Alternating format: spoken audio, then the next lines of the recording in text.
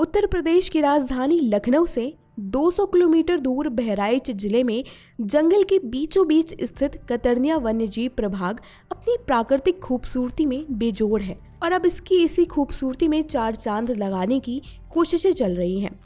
दरअसल कतर्निया वन्यजीव प्रभाग में घड़ियाल कंजर्वेशन व रिसर्च सेंटर बनाने की बात कही गई है और इसी दिशा में प्रभाग के अधिकारियों और सरकार ने काम शुरू भी कर दिया है।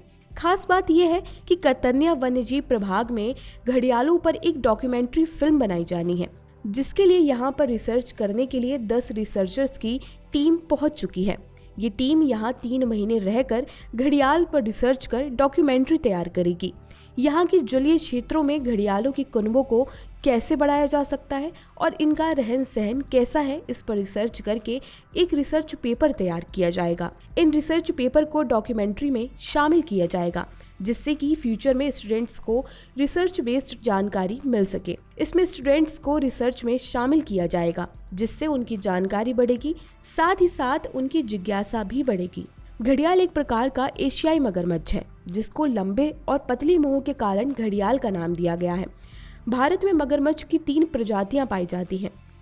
पहला घड़ियाल, जिसे IUCN यानी international union for conservation of nature की रेड लिस्ट में शामिल किया जाता है, जिसका मतलब होता है कि गंभीर रूप से संकटग्रस्त जीव। दूसरी प्रजाति है मगर की, जिसे IUCN की असुरक्षित जीवों वाली लिस्ट में शामिल किया गया है। और तीसरी प्रजाति खारे पानी का मगरमच्छ है, जिसे IUCN की कम चिंतनीय वाली लिस्ट में शामिल किया गया है। इन तीनों ही प्रजातियों को वन्यजीव अभयारण्य अधिनियम 1972 की अनुसूची 1 में सूचीबद्ध किया गया है। आपको बता दें, उड़ीसा एकमात्र ऐसा राज्य है जहां पर यह तीनों ही प्रजातियां पाई जाती हैं। इसलिए ही 1975 से राष्ट्रीय मगरमच्छ संरक्षण परियोजना उड़ीसा में ही शुरू की गई थी।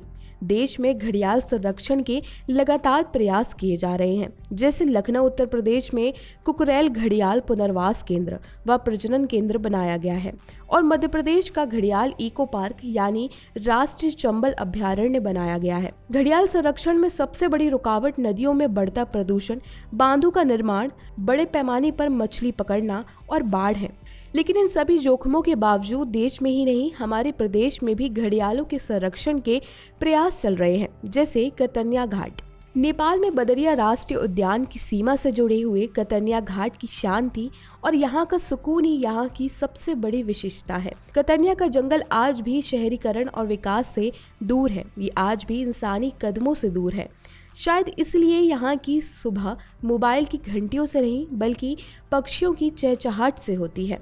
वास्तव में कतर्निया घाट वन्यजीव अभयारण्य दुधवा टाइगर रिजर्व का ही एक हिस्सा है, जिसका प्रबंधन दुधवा नेशनल पार्क और किशनपुर वन्यजीव अभयारण्य के साथ किया जाता है।